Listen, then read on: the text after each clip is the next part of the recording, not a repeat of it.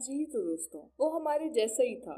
College का एक average लड़का जिसके पास नोटबुक थी, ड्रीम्स थे और फ्यूचर का एक प्लान था। वो हॉस्टल के कमरा नंबर 212 में रहता था। उसके रूममेट ने कहा वो चुप सा रहता था लेकिन अच्छा था, बस थोड़ा अकेला रहता था। 3 साल बाद उसी लड़के की फोटो इंटरनेशनल न्यूज पे चली।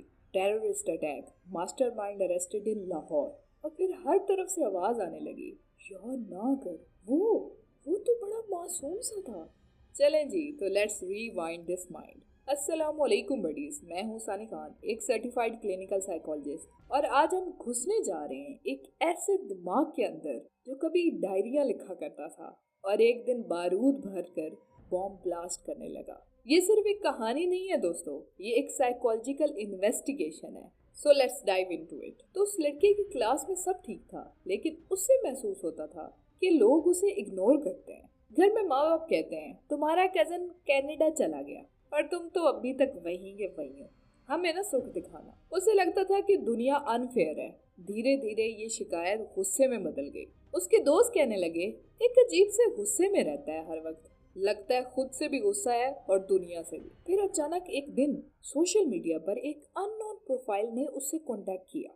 मैसेज आया, हमें तुम जैसे समझदार लोग चाहिए हमारे मिशन के लिए। उसे पहली दफा लगा किसी ने उसे समझा है, किसी ने उसे चाहा है, किसी को उसकी एक मिशन के लिए जरूरत है, किसी को वो समझदार लगता है। वो उन चैट्स में गुम रहता था। उसे पहली दफा अपने होने का मकसद मिल गया था। फिर हुआ कुछ यूं कि आहिस्ता आहिस्ता वो बदलने लगा। अब उसकी बात में सिर्फ हम था, हमारी कौम, हमारा मिशन, हमारी आजादी, अपना नाम, अपनी कहानी, वो सब भूल गया था। उसे अगर कोई कहता तुम्हारा क्या फायदा है इसमें, तो वो कहने लगा कि अगर मिशन बचा तो मैं जीत गया। वो सिर्फ दो रंग देखने लगा, सही या गलत, दोस्त या दुश्मन। जो हमारे साथ नहीं वो हमारे खिलाफ है। आर्गुमेंट्स बर्दाश्त नहीं कर सकता था वो। एम्बिग्यूटी उसके लिए नफरत थी। फिर एक दिन वो कहता है अगर 10 लोग मरते हैं लेकिन उससे सिस्टम हिलता है और हजारों लोग जागते हैं तो ये जरूरी है।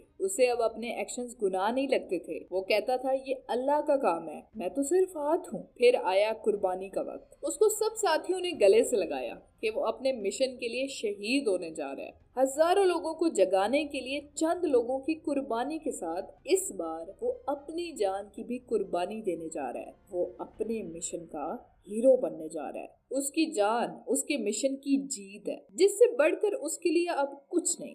वो खुद को इस कुर्बानी के लिए तैयार करता है, जिसमें उसके साथी भी उसकी मदद करते हैं। और वो फिर चल पड़ता है अपने मिशन के इख्तिताम की तरफ। वो अपने टारगेटेड मकाम पर पहुंचकर एक बड़ी भीड़ का हिस्सा बन जाता है। भीड़ में गुम होते ही वो आसमान की तरफ देख के मुस्कुराता है और मुस्कुराते साथ ही अपनी जैकेट पर मौजूद बटन को दबा देता है।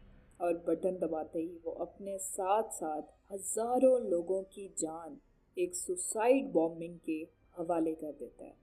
हाँ, ये कहानी दर्दनाक थी, पर उससे दर्दनाक ये बात है कि ये सिर्फ एक कहानी नहीं है, ये रियलिटी है उन मासूम जहनों की जो दज्जाल जैसे जहनों में बदलकर इंसानियत के लिए एक खतरा बन चुके हैं। अब सवाल ये है, वो एक आम इंसान से टेररिस्ट बने क्यों? इस कहानी के पीछे सिर्फ इमोशन नहीं, प्योर साइंस है। रिलेटिव डेप्रिवेशन एक थ्योरी है जो कि कहती है कि जब इंसान सोसाइटी में अपने आप को कंपेयर करता है और हर बार उस कंपैरिजन में हार जाता है तो वो गुस्सा उस सिस्टम के खिलाफ कर देता है।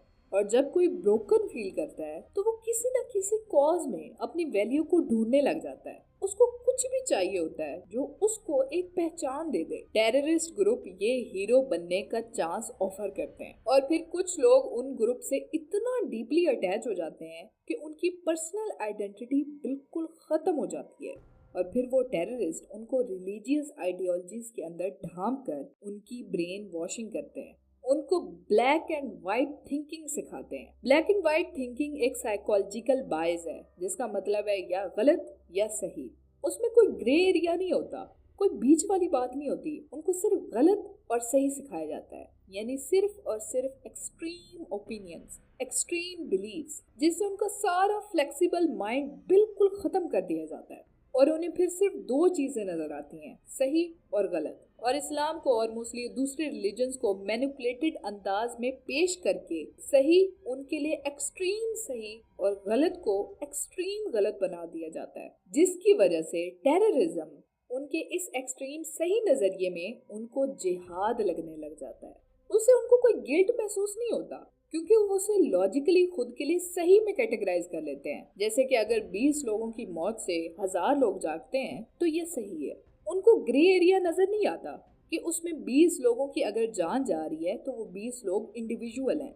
उनको सिर्फ एक्सट्रीम से ही नजर आता है कि 1000 लोग जागेंगे और फिर हर रोज के रोज उनके लीडर्स उनकी ये बिलीव्स मजीद मेंटेन और मजबूत करते रहते हैं कि वो सही हैं, वो सही हैं। ये सब साइकोलॉजिकल लेयर्स एक अकेले सिर्फ एक कंफ्यूज्ड इंसान को एक्सट्रीमिस्ट बना देती हैं। टेररिस्ट की कहानियां टीवी पे शुरू होती हैं, लेकिन असल कहानियां उनके अंदर शुरू होती हैं, उनके कमरा नंबर 212 में, उनकी तन्हाई में और उनके डिजिटल स्क्रीन्स के बीच। और अगर हम उस पहचान को समझ जाएं तो हम सिर्फ उन्हें नहीं बचाएंगे, अपने आप को भी बचाएंगे। क्योंकि मेरे दोस्तों, terrorism doesn't begin with a gun, it begins with a thought। क्या आपके आसपास कोई ऐसा बंदा है जो सिस्टम से अलग महसूस करता है, सिस्टम से बहुत ज्यादा गुस्से में रहता है? क्या आपने कभी किसी को आहिस्ता आहिस्ता चेंज होते देखा है और अब वो बिल्कुल पहचान में ही ना आता हो और बहुत नेगेटिवली चेंज हो रहा हो? तो talk to them, please make them feel seen, make them feel heard, make them feel their existence and their importance in the right way before it's too late. तो बडीज, इसी के साथ मिलती हूँ मैं आपको अपनी नेक्स्ट वीडियो में। तब तक अपने साथ साथ अपने आस पास वालों का भी ख्याल रखें। अल्लाह ने के बाद।